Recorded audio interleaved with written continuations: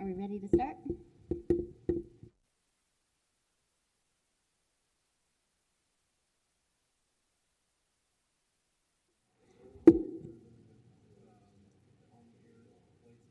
Oh, yeah. You're right.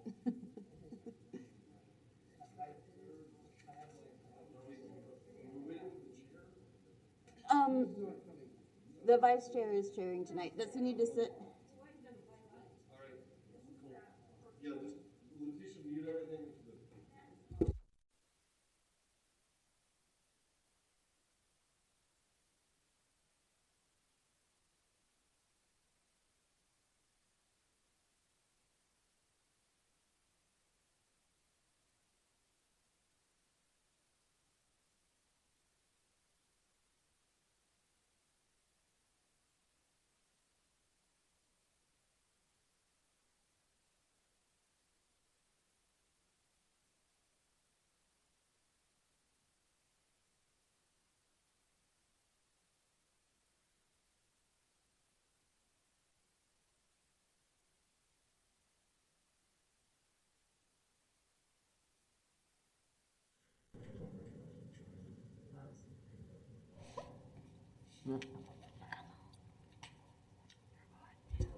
All right, I believe that we are now on the air.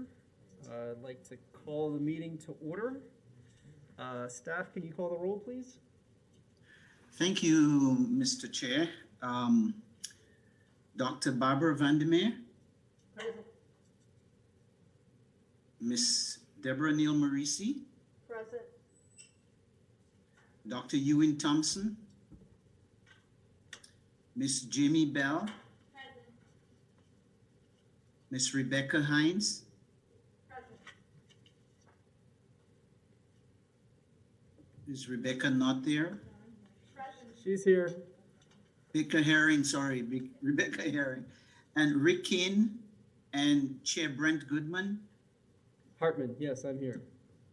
Mr. Chair, you have a quorum. I see 5 members, 1, 2, 3, 4, 5. Yes, we have 5 members present for the evening. First item on the agenda is the adoption of the agenda. So moved. I hear a motion by Ms. Bell, Second. a second by Ms. Neal Marisi. All in favor? Aye. Aye. Vote 5-0 in favor of adopting the agenda. The next item on the agenda is approval of the minutes from the previous meetings dated April 29th, 2021 and June 22nd, 2021. And do we also need to approve the minutes from September 29th, 2020? All of them. All right. Mr. Chair, I would recommend that you do each one separately. Okay. Please. So first, do we have a motion to approve the minutes from September 29th, 2020? I so move Barbara Vandermeer. All right, Dr. Vandermeer, I apologize. A second. Moved, second from Ms. Neal Marisi. All in favor? Aye. Aye. 5-0, approval of the minutes from September 29th, 2020. Next, we need to approve the minutes from April 29th, 2021. So I second. motion by Ms. Bell, and second by Ms. Neal Marisi. All in favor? Aye. Aye. That passes 5-0 as well. And then last, the minutes from June 22nd, 2021. I so move Barbara Vandermeer. Dr. Vandermeer with the motion. Second by Ms. Bell. All in favor? Aye. Aye. That motion passes 5-0 as well. The next item on the agenda is there any request from the public to address the board about items that are not on the agenda? Time for public comment. All right. Do not hear any public comment. Next item on the agenda is old business. I do not think that we have any old business to review. So the next item on the agenda is new business. And staff, can you please read the item into the record, please? The first item for business. Petition DB 21112 VAR. Mr. Keith Stokes requesting a variance to reduce the front setback from 20 feet to 8 feet to allow construction of a carport to be used for a disabled individual. Property zoned RSF2, located at 1608 Northeast 28th Avenue.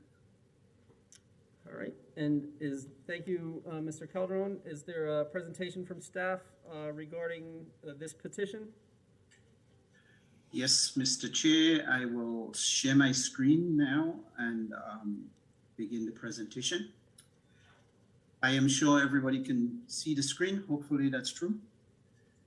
Yes, it's showing here. Okay, good. Thank you.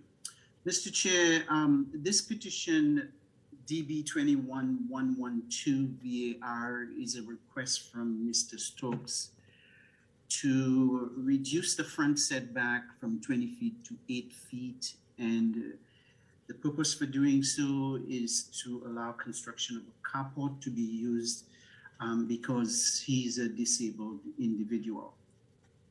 To the right of the screen, you could see the general neighborhood bounded by Northeast 31st Avenue and Northeast 23rd, but more specifically, the neighborhood is actually centered in this area east of 15th Street, north of 28th Avenue, and this red square shows that is the location of the subject property. You can also see the Northeast Industrial area on the southeast corner of the screen, but the remainder of the area is all residential. This is the general layout of lots in the area, and as you can see, the subject parcel is a rectangular parcel, and it has a similar shape to most of the lots in the neighborhood, except for some larger ones like this one and this one over here. So there is nothing really different from or unique to the parcel, because most of those lots are similar in size. This is the general an aerial view. You can see the subject property here, and the front, this is 28th Avenue on the south side. And the zoning on the property is RSF2. Most of the neighborhood is RSF2. On the south side, which is the industrial park, it is zoned BI, and there's a planned development, but it is separated by this PS, which is a creek that runs across the neighborhood. And this is the zoning on the subject property and the setbacks for RSF 1, 2, and 3. And for the purposes of just analyzing or looking at the practical application of setbacks, I threw in the RC district because, as you can see, the RC district has a 10-foot front setback, but the RSF 1 and 2 has a 20-foot setback. And that 10-foot here is actually 2 feet more than the 8-foot that the applicant is requesting. You still have to look at it in terms of the merit of the zoning, but the RC, I threw it in there just to see that there is a practical application of front setbacks less than 20 feet. This is the general area for the site plan for the parcel. You see the sidewalk along the south side, which is 28th Avenue, and there's a sidewalk, the building and the property line located in here. These are the setbacks and the paved driveway and proposed carport and covered entrance that is proposed for the subject property. It goes up to about 8 feet from the front property line. The setback you can see is 20 feet on the right, and the depth of the carport is about 20 feet.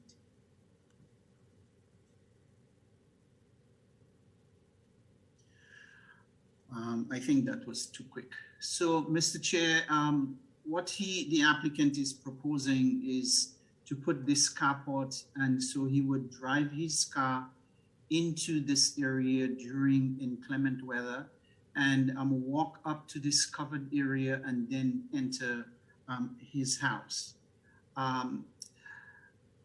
This, when we looked at the request for the variance with Mr. Stokes, one of the things that we looked at was the code allows an option for handicap structures to be placed within the setbacks. And when we looked at it, we thought that that could be an avenue, and we evaluated it. But what we found was that it did not actually specify a lot of the directly a carport. So we wanted to be cautious. This is the handicap access that could be provided into the setbacks, or one like this one, which kind of zigzags around the front of the property. But if you compare the carport with these, you can see that it's a more extravagant ramp than a carport would be. And this just goes to the point of what is allowed by right on this 30-6.9 takes a lot of structures into the front setback. And we took a look at this. When we looked at this section 30-6.19, the thought about allowing the carport under this provision, we had some hesitation about it due to the lack of specificity in terms of referencing the carport. So we decided that in the interest of transparency, allowing a board review and providing for public input, that the variance would be the better option to proceed with this. And we advised Mr. Stokes to apply for a variance. We did inform him that there are criteria for establishing a variance, but he thought that he had a specific case that needed consideration. So the reason we're looking at 30.6.9, it's that the code seemed to have set a precedence or some kind of option to consider handicap accessibility and to cater for them despite the setbacks. And we thought that one of the things that could be used is that to consider this as a unique area for Mr. Stokes. So when I looked at the map, as you can see here, I asked Mr. Stokes, well, Mr. Stokes, look at all these lots, they're all the same. There's nothing unique about yours. And why do you think that you qualify? So his answer was, how many people in the neighborhood are disabled? And how many of those houses are designed for disabled individuals? And I said to him, well, that's true. You have a unique situation, which is, although your lot is comparable to many of those lots, it is unique in the sense that it is occupied by a disabled person. It is not handicap designed for a handicap accessible person. And he said that what you see in the last slide below here is something like what he wanted to do. So with that in mind, we looked at the options in applying the criteria of the variance to this.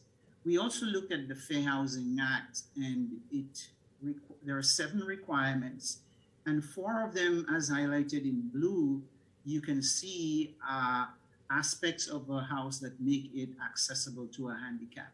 An accessible building entrance, accessible common and public use, usable doors, accessible routes, and others which would be inside. And we thought that none of those features are common aspects of the units within the neighborhood.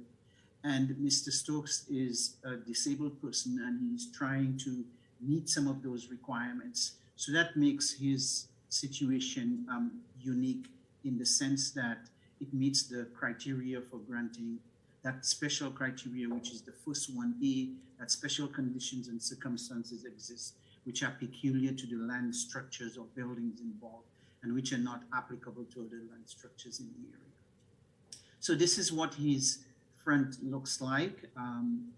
There's a deep, fortunately, the distance from here to the edge of the right-of-way is approximately 30 feet, and he has some space to put so a handicap accessible, a building with handicap accessible feature would be something like this. This is a little bit exaggerated, but what I wanted to show was the ramp that would run from the front of his house into the driveway, so he can access his property from his vehicle and enter the room or from that covered area into the front of his residence. The other criteria we looked at is that the special conditions and circumstances do not result from the actions of the applicant. And Mr. Stokes made it quite clear to me that he did not go out and join the military because he wanted to hurt himself, but it's something that happened and that was out of his action. And so the fact that the house is not equipped for a handicap and he does not have the facilities in the Florida inclement weather, that makes it unique, and it's not really his responsibility, his direct actions, although he is the one putting the carport in the area. The granting the variance will not confer upon the applicant special privileges, and Mr. Stokes informed me that all he wants the board to do is to take a look at the criteria, take a look at his situation, the unique aspects, and to apply the criteria directly to him. You should not take into consideration the FSU sticker over there and rule against him, but we give him that as an option that he has. The literal enforcement of the provisions of the Land Development Code would deprive the applicants of rights commonly enjoyed.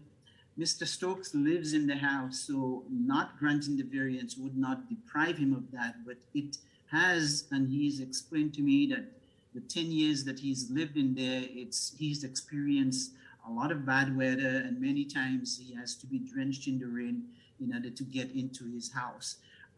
So the literal enforcement would not prevent him from using his house, but it will certainly deprive him of some of the common accessibility requirements that many of the non-disabled people do have in the neighborhood.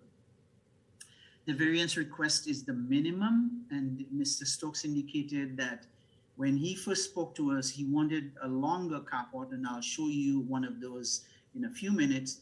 But we discussed with him that one of the things the board would be looking at is that he places the minimum that is possible in order to make his situation feasible. And as you can see here, he's requesting the 20 feet, and these are some of the carports in the neighborhood that I found. And here's one of them. You could see this is about 2 feet. This is another one. It encroaches into the 20-foot setback, but it's a different encroachment. There is another one, which is that line, that yellow line is really the property line right here. So the distance is about this distance here. There is another one, and you can see it's about the same as his, about 8 feet. And here is another one, which is a different type. It's also less than the setback. And of course, we have this one, which is right at the property line. I do not know how these get approved or how they were placed there, whether they were legal or not. But the reason I'm showing those are only to go to the character of the neighborhood, so that when you evaluate the criteria, you will see that placing the carport, as Mr. Stokes requested, is not outside of the general character of the area. And I found a lot more. I have just narrowed those to what I showed you, but there are many more such carports within that neighborhood. So to answer that criteria, granting that variance would not be out of character with the area. And so, Mr. Chair, staff's recommendation is that you apply the criteria considering his disabled status as a unique criteria. Instead of having this, that you have this carport and consider his option as unique to the to his property and in considering the variance. With that, Mr. Chair, I would be happy to answer any questions. Thank you, Mr. Calderon. Appreciate the presentation. Are there any questions from the board for Mr. Calderon? Yes, Ms. Bell? Thank you, Mr. Chair, and thank you, Mr. Calderon, for the presentation, and Mr. Stokes for coming before us today. We always appreciate everyone's time. I had two questions, one of which you already sort of answered. I was wondering the other carports in the neighborhood, when they were put in, were they grandfathered in, were they before or after the code? But it sounds like we don't know, so that's fine. And I do appreciate that it maintains sort of the aesthetic and character of the neighborhood. My main comment and question is that requesting a variance and granting a variance is when it's something peculiar to the land, structure, or building. And I don't necessarily buy that the occupant of the building is something or someone that is peculiar to the building. No offense. But either way, I'm okay with granting a variance for a handicapped individual to add accessibility structures. My only wonder is that if the property is sold, would that variance stay with the property, or would it go away once that, quote, peculiarity is no longer present in the building? That's my biggest question. Otherwise, I don't have a problem granting the variance in and of itself. I'm just wondering if the home is sold and that variant requiring item is no longer there, does the carport stay or does it have to go? Mr. Chair, I'm sorry. Mr. Chair, to answer that question, you can put that condition on the variance because you can place conditions. It would be difficult for code enforcement to, kind of enforce that, but it's something that you can apply, stating that the basis for the variance or establishment of the carport was relative to this, and that's an option that you can consider. Thank you. Does that answer your question? Okay. Ms. Numarisi, do you have a question for staff? Yes, thank you. Mr. Calderon, I had a distinct impression this is considered a permanent structure, and I would have looked at it as a non-permanent structure. Can you explain this to me, please? Mr. Chair, I believe it's a non-permanent structure, but Mr. Stokes, when he makes his presentation, he could probably answer that question. I have not actually seen the proposed structure. Okay, but all the ones I've seen are what are considered generally non-permanent, in which case you don't need a variance. Thank you very much. I appreciate it. Yeah, but what he informed me was what he is proposing to do is similar to the ones that I showed in the presentation. Thank you. Any other questions from the board for staff? Okay, next, I would like to request Mr. Stokes, did you want to present to the board, or did you have anything additional that you'd like to add? I moved into the house about 2 years ago. Let me stop sharing my screen, Mr. Chair. I'm a disabled veteran. I ended up going to the VA to get a total knee done. And they ended up messing up, and I ended up having 12 surgeries on my knee. So that changed everything on how I was in the house. Now, when I moved in, they had closed the garage off and made it a room. So as you see, it's raining outside. When it rains or it gets cold, I hurt real bad. So going out, trying to get in the car and out the car, it's a dangerous thing for me because I always but almost slip and fall trying to get in and out the car. Now, my wife has found out she has stage 4 cancer. So I don't know how that's gonna go. So I'm just trying to make a little bit more feasible with the carport. as the carport goes, it's just gonna be on the concrete drilled in. It can be moved or put back. And I guess that's about it that I have to say about it, and I appreciate y'all time. Thank you for the- Got any questions for me? Yeah, thank you for your presentation, Mr. Stokes. Does the board have any questions for Mr. Stokes? Yes, Ms. Herron. So Mr. Stokes, first I'd like to thank you for your service. I greatly appreciate it. Do you have any intentions of making it more permanent structure later on, like a? All I needed to be is just that, long as it stand up to a decent hurricane. I've got the blueprints for it. Okay. I just, like I said, I just wanted to have it covered so I can walk out slowly. And like I said, I don't know how it's gonna be with my wife, but right now, she just had the surgery, lung surgery, and she's on the chemo pills, so I don't know how that's gonna affect everything. And, you know, she's gonna be in the same boat I am, getting out, trying to get back into the house and everything. And most of the time, you know, when I'm going to get groceries, it's just a bother without that. So that's all I'm trying to get done, ma'am. Understand. Thank you. Yes, ma'am. Ms. Neil Marisi. Hi, Mr. Stokes. Yes, thank you for your service. So are you putting up a carport similar to what we've seen? Yes. And those are portable. I'm a little surprised. It was the last one that was all the way to the road. It has the tin roof and everything on it. I wanted one like that is kind of big that you can move around in without being all cramped up.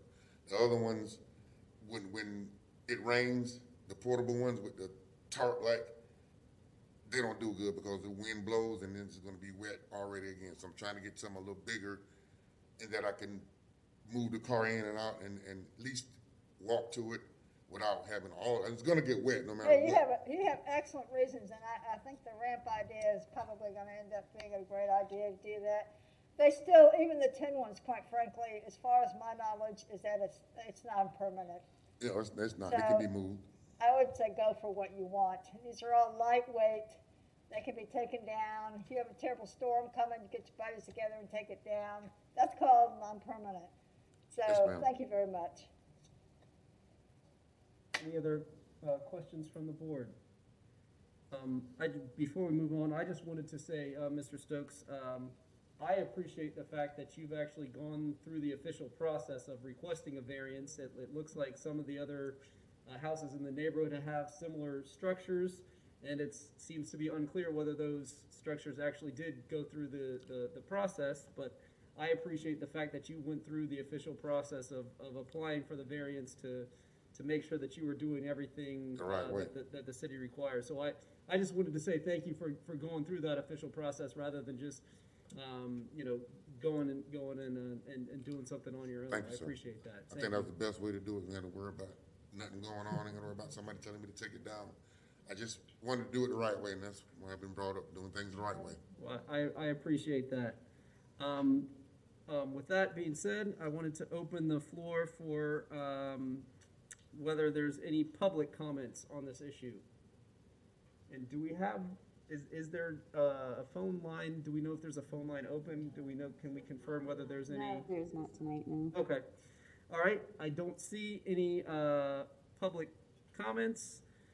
So at this point, I'd like to close the floor and open this issue for board discussion of this petition. Mr. Chair, hearing that it's a non-permanent structure and all the things that we've said so far, I feel comfortable moving that we approve the variance as presented to the board. Just before we go forward, I just wanted to see if there's any board members that had any comments or discussion. I have no comments. Okay. All right. It sounds like there's no further discussion necessary from the board. So, Ms. Bell, would you like to make your motion? I'm sorry. Yes, I apologize for jumping the gun, Mr. Chair. I would like to move that we approve the variance as presented to the board.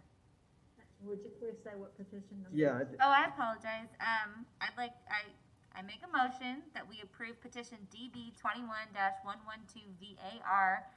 Mr. Keith Stokes requesting a variance to reduce the front setback from 20 feet to 8 feet to allow construction of a carport to be used for a disabled individual, as presented to the board.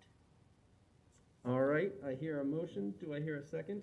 I Mr. Chair, I would like to second Barbara Vandermeer. Considering all the criteria that we have before us, it seems very clear that Mr. Stokes has met those criteria. All right, I have a motion from Ms. Bell and a second from Dr. Vandermeer. All in favor? Aye. Aye. Sounds like we have a vote of 5-0 in favor of granting the variance. All right. Mr. Chair, just for information to the applicant, a variance is good for 6 months. And I know he would implement it before that, but failure to apply it within that period would require him to apply for a new variance. I will put that in a letter to him, but I just wanted to, for the record, to inform the applicant of that situation. Gotcha. And Mr. Stokes, you heard that? Yes, sir. Okay, great. All right, I would like to move on, and there's a second petition. Staff, do you have, can you read the second item on the agenda into the record, please? Okay.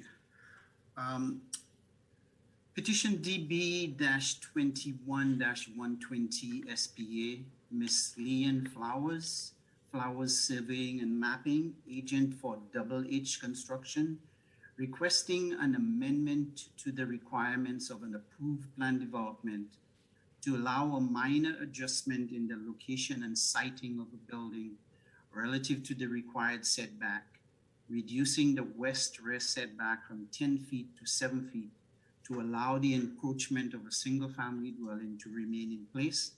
The zoning on the property is PD, single-family residential, and it's located at 3614 Northwest 26th Avenue.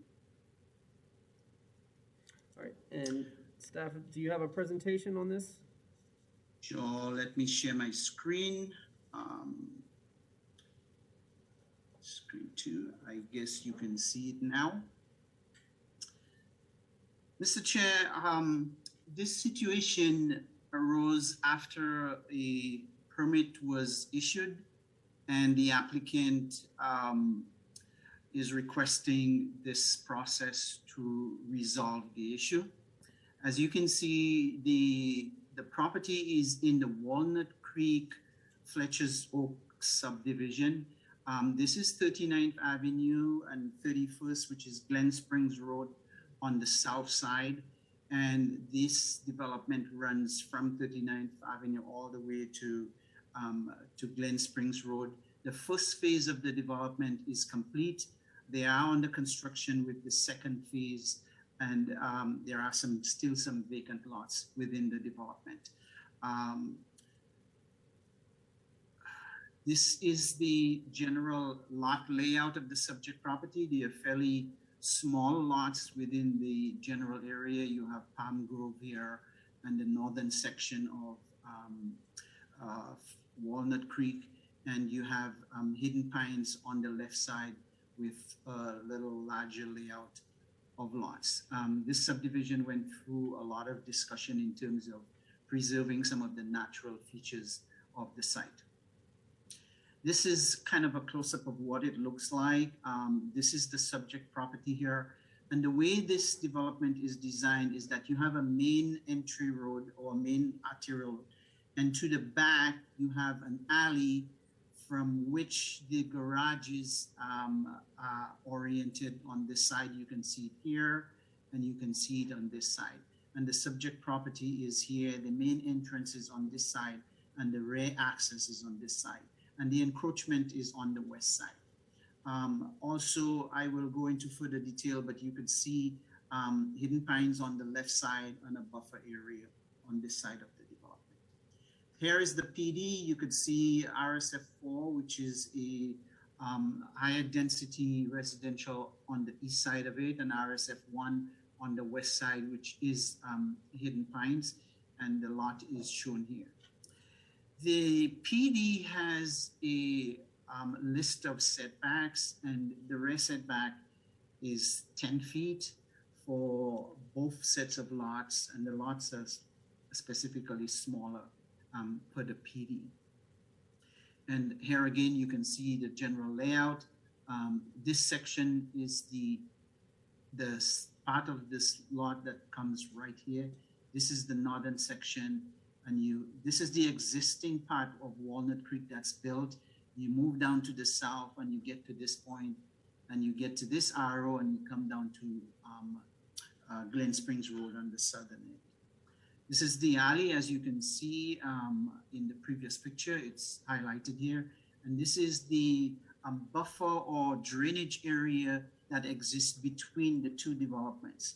And one thing I want to draw your attention to is the separation between this development, Hidden Pines here, and the Walnut Creek or Fletcher's Oaks, and the type of separation that exists between them. So this is the applicant's building permit submission.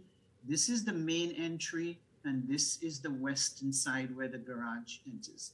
So the applicant submitted this for a building permit, and it was approved. You can see the green setback lines, and the house is placed within there.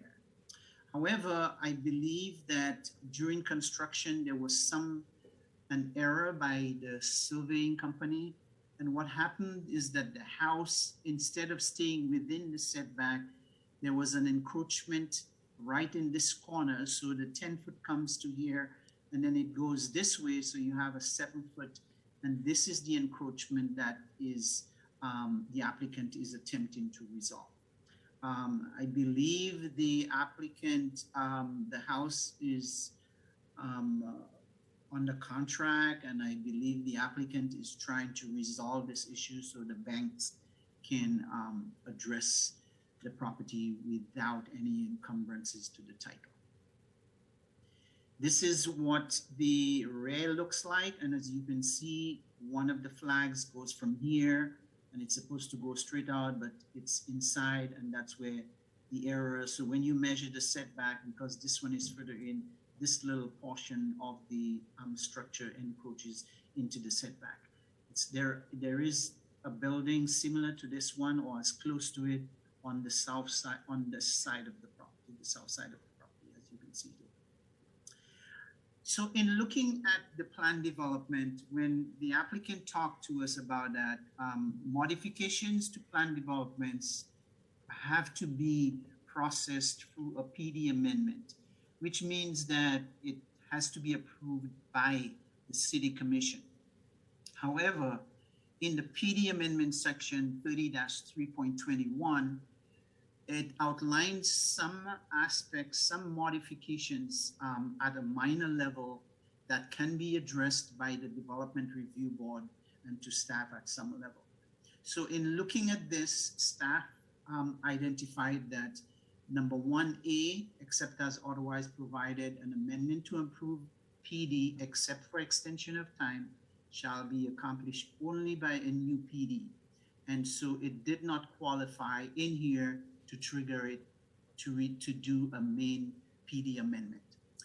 The other types of modifications that would be considered by the board, it says that such requirements authorized by the appropriate reviewing board, which is the Development Review Board, providing such amendment meets the criteria set forth. 1, minor adjustment or shift in the location and siting of building structures, parking, and parking fee. We feel that it falls within that category. It does not trigger any of those 2 to 9. And so the applicant is requesting that the board considers this modification or this shift under this heading and grant the modification to allow the single family residence to remain in place with the setback encroachment. If you approve this development, it would have a modified setback in the area that is included within the application. So this is the lot, and you can see the encroachment, the setback line. This is the parcel, and this is that small encroachment that you're seeing. And a close-up of it, you could see that this is the asphalt area where the drive into the garage is. This is the part of the garage, and you could see that instead of going all the way across, the building encroaches a few feet into the setback. So it's a triangle encroachment into the setback. So this is the northern section of the full development. This section is called Walnut Creek, and the lower half where the property is located is called Fletcher's Oaks. And you could see that this development has a different character. The units are very close to each other, and the same idea of access to a garage from the rear is provided in all these cases. And this road, as you see right here, this enters the section of the subdivision that's called the Fletcher's Oaks, and where the request for the modification exists. On this side here, you get into, this is Hidden Pines, and you can see the larger lot layout and the relationship between the two developments. I wanted to dwell a little bit on this to show you the relationship. This is the subject property, the adjacent units to the south, and there are others which have been improved on the north side. This line shows the edge of the Hidden Pines subdivision, and of course the boundary between Fletcher's Oaks and the Hidden Pines. As you can see, west of this section here, there is a wide drainage area or buffer which separates the building with the encroachment from this property. And this is approximately, from here to this house is approximately 141 feet. So the separation between the existing house and this house there is about 140 something. Quite a buffer and a separation, so that the impact is not going to affect the adjacent subdivision. It will not impact the unit on the north side. The only one that it would impact is the one on the south side, and I do not believe that there are any objections from the neighborhood, and you can see from that neighbor, and you can see the alley navigating around on this side. So, Mr. Chair, with that, this is the requested modification to realign the setbacks as shown, to allow this house to remain in place with the setbacks on the rear side as shown. So if you approve this development, it would have this layout of the setbacks, and that's the rear section relative to the adjacent houses to the left and to the right. With that, Mr. Chair, staff recommends approval of the request, and I will be happy to answer any questions. Thank you. Thank you, Mr. Calderon. Are there any questions from the board regarding the presentation? Yes, Mr. Chair, Barbara Vandermeer, I'd like to know if the neighbors were invited to make comment. Mr. Calderon, did you hear that question? No, I did not hear the question. Dr. Vandermeer asked if the neighbors were invited to make comment. You mentioned that the house to the south did not have any objection. Yeah, we did a notice to surrounding property owners. Thank you. Any other questions from the board? All right, would the applicant like to make a presentation? I just wanted to address a couple of things. The house that is to the south is the only house in the neighborhood that actually has two lots. And so the lot between their house and the house in question is vacant. Can you just introduce yourself? I'm sorry, so yes. That your Laura name... Lee Hutchinson. Okay. I have worked with the builder for almost 17 years. We've never had anything like this before. It's just one of those things. Surveyor, I guess, had a bad day. And fortunately, it does not encroach on anybody's property line. It does not impact the commons area. They just have a tiny bit smaller area between their garage and the alleyway. So it's just one of those things that happened. The builder did bring it to everyone's attention. He could have let it just slide under the radar, and he didn't do that. He wanted to make sure nobody had any problems down the road. It's just one of those things that happened despite everybody's best professional efforts. Thank you. Mr. Chair, just for protocol, is this the applicant or just some neighbor speaking? I am the realtor. Walter Howell is the president of Double H Construction. He's here. I'm speaking on our behalf. We've worked together for so long. We're kind of a team. Okay, Mr. Chair, thank you. I think there was an applicant, Leanne, and she had a presentation. Unless this has changed, I think the proper order would be. She's the surveyor, the surveying company. I am here too, on Zoom. Good evening, Ms. Flowers. Did you have anything to add to the presentation? Yes, I put together a PowerPoint.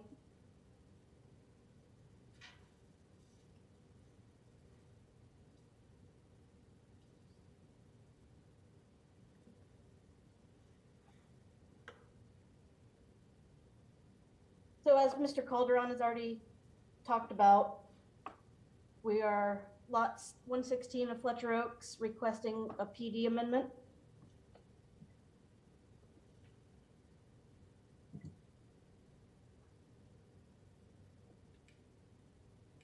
This is the recorded plat, as he has already shown you. It had a 10-foot rear setback.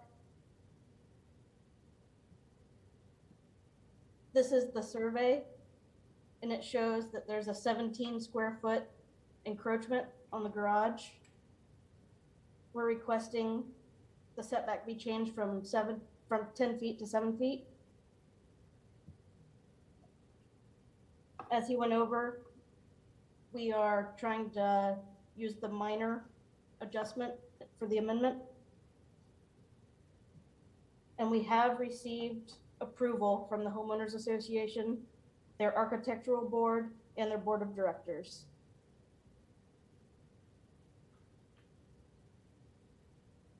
If anybody has any questions, I'd be happy to answer them. Thank you, Ms. Flowers. Is there any questions from the board? Yes, Ms. Bell? Mr. Chair, I just have one super quick question. Will this setback infringement affect the ability to park a car in that driveway behind the garage? There's enough space? It's only the corner of the garage that is encroaching. It's not really the driveway. Okay, so It's just the way the road curves, and originally come up to the microphone. you would have thought it'd be going this way. Can you? You wanna come up to the microphone? I'm sorry. Sorry to make you come back up, but we'd appreciate you.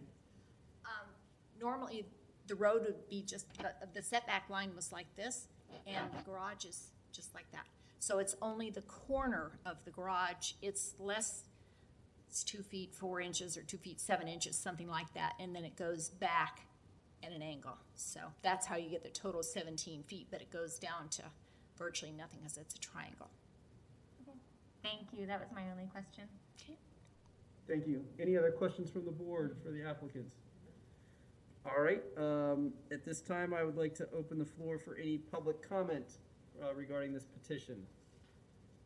Do not hear or see any public comments, so at this point, I'd like to close the floor, open this up for board discussion. Anyone have any comments from the board? I'll just say that this sounds like a unfortunate happening, and I'm glad there's a way out, since the house is clearly built. Any other comments from the board or discussion from the board? Okay, I don't have anything to add myself. It appears that there's not, as Ms. Neil Marisi said, there's not a whole lot to be done. It does appear to meet the criteria for the minor adjustment. And so at this point, I would like to know if there's a motion from the board. I'll make a motion.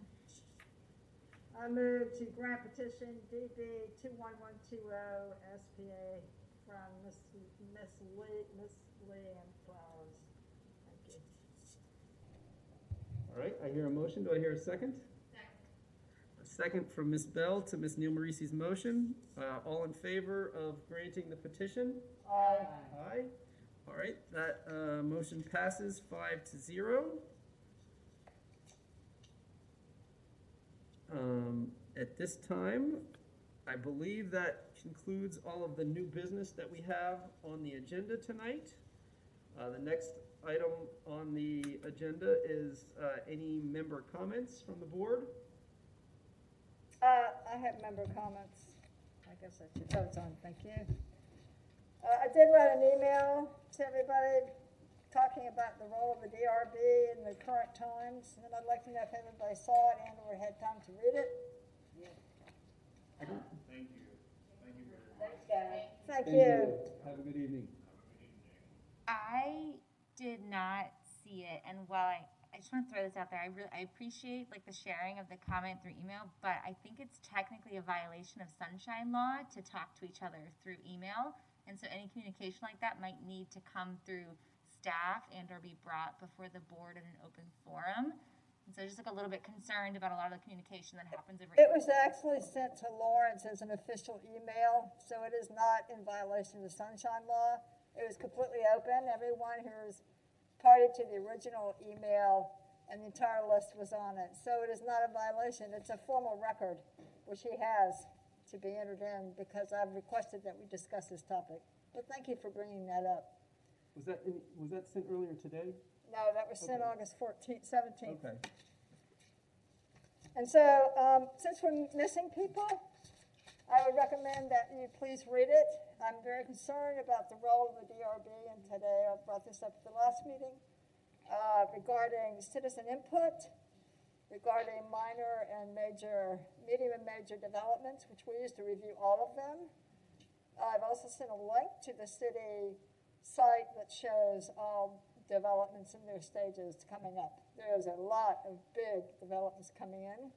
I'm very supportive of developments in Gainesville. We need it. The city needs the revenue badly.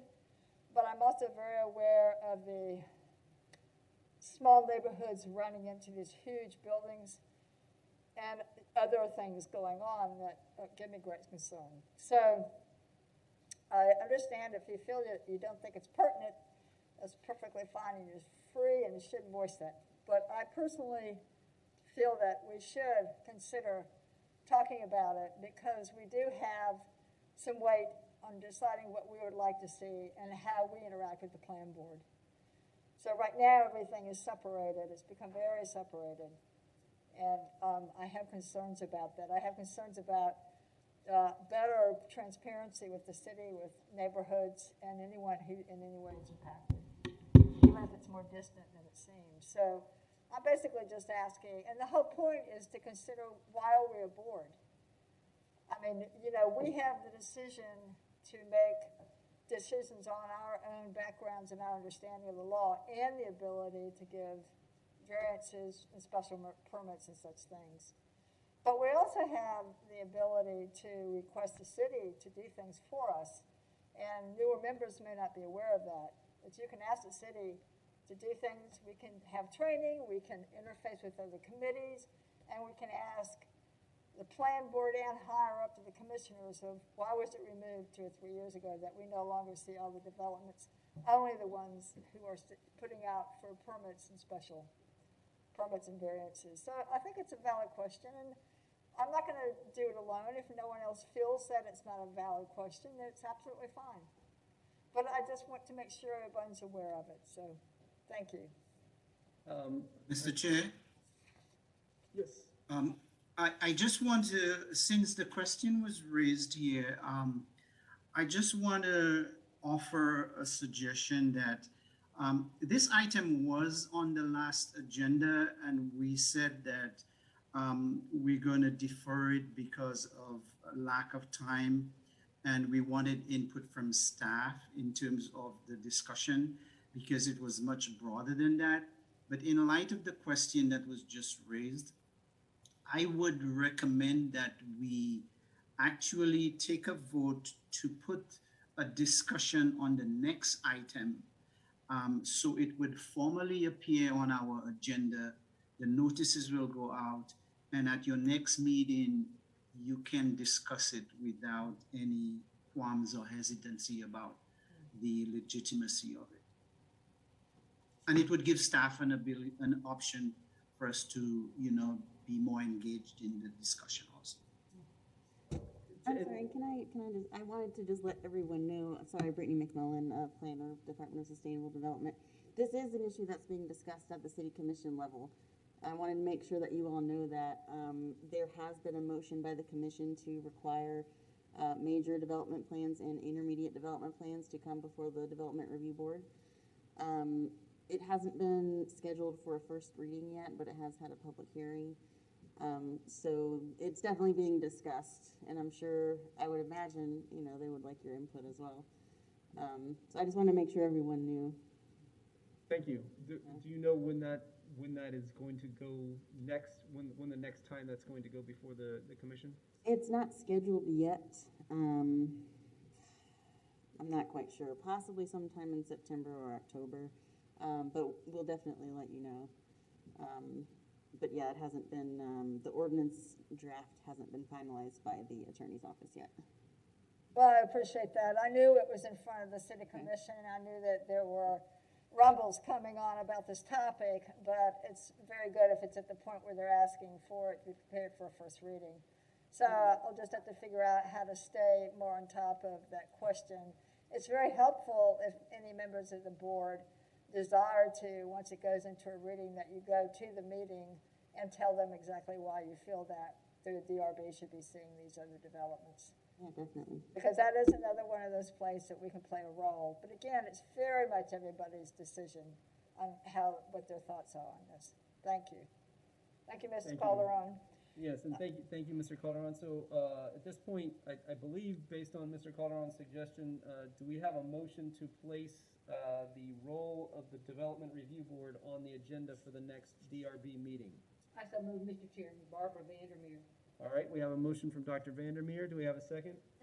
Second from Ms. Bell. All in favor? Aye. Aye. All right, that motion passes 5-0. Do we have any other member comments this evening? Mr. Chair, Barbara Vandermeer. I wondered if we might have an opportunity to agree to meet even if we don't have an official request for business. And so, How does that work? yeah, so essentially, whenever the next scheduled time for a DRB meeting, I believe, would be September 28th. And so if I'm hearing you correctly, Dr. Vandermeer, you're requesting that the DRB convene regardless of whether there are any petitions set on the agenda on that date. Yes. Yes. Could I have a question for Mr. Calderon? Yes.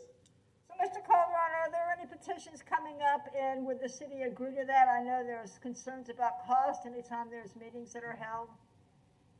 We have 2 items scheduled. The Chick-fil-A might be coming up, and I have a new variant. But I think Brittany could answer your question more effectively.